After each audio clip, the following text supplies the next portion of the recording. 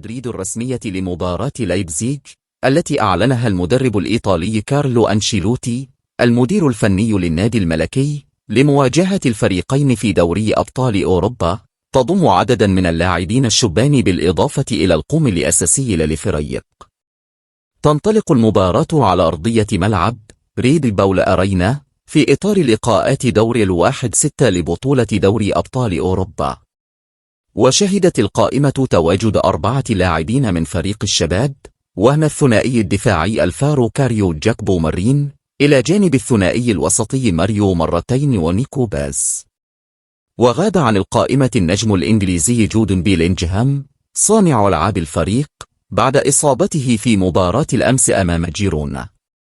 وجاءت القائمة كالتالي: حراسة المرمى أندري لونين، كيبا، فياران.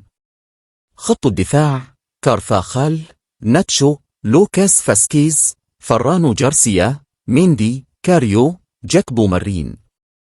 خط الوسط توني كاروس، مودريتش، كامافينجا، فالفيردي، شواميني، سيبايوس، أرادا جولر، ماريو مرتين، نيكو باز. خط الهجوم فينيسيوس جونيور، رودريجو جوس، خوسيلو، إبراهيم دياز.